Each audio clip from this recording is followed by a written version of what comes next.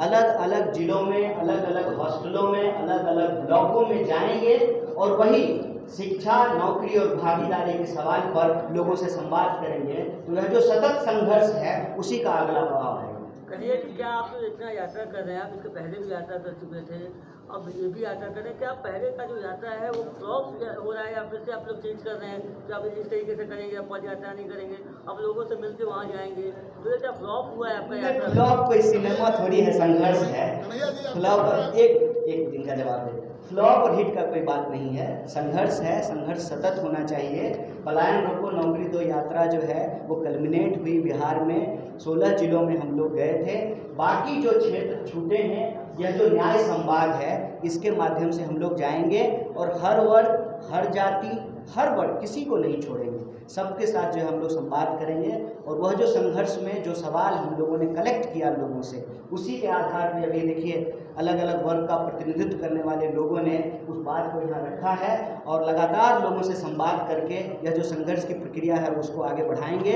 और हमारा संकल्प ये है कि न्याय सुनिश्चित होने तक यह यात्रा जारी रहेगी। आपकी सक्रियता से सबसे ज्यादा परेशानी तो महागठबंधन के नेताओं को है, तेजस्वी यादव को ज्यादा नहीं, किसी को कोई दिक्कत नहीं है, ये हम सबका सामूहिक प्रयास है। रिजर्वेशन का जो गैप बढ़ाने की बात आप लोग कर रहे हैं तो कितना फिजिबल है, मतलब मतलब जो सुप्रीम कोर्ट का डायरेक्शन के बाद how much it is feasible, it is just हवा अगेन नहीं सुप्रीम, देखिए मैं आपको सरकार की भाषा कहता हूँ।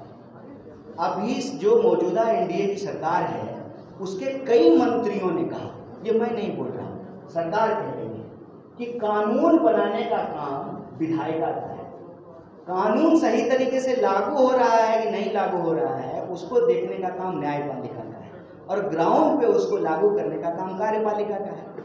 तो कानून अगर 50% की सीमा भी जो तय हुई है वह तो विधायिका से ही तय हुई। जब आंकड़े आ जाएंगे और आंकड़े यह बता रहे हैं कि जो भागीदारी का सवाल है वो भागीदारी आज भी समाज के अंतिम व्यक्ति तक नहीं पहुंचा है। मैं आपको एक सिंपल उदाहरण देता हूं कि जो नियम बनाए गए हैं हम उससे इतर कोई बात नहीं कर रहे हैं।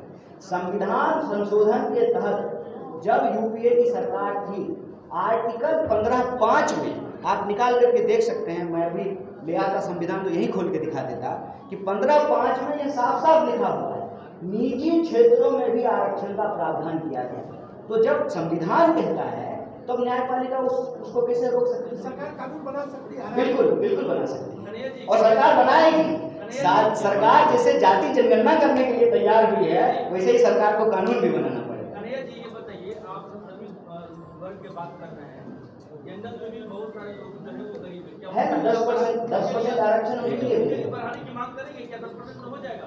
आप एक बार डेटा तो आ जाए, डेटा आ जाएगा तो बिल्कुल जनसंख्या के अनुपात में जो है उनका भी प्रतिनिधित्व, उसमें कोई अंतर विरोध थोड़ी है। देखिए किसी के लिए न्याय मांगना किसी के लिए अन्याय नहीं है। समाज में अगर बराबरी होगी ना उसका लाभ जो है हर किसी को मिलेगा।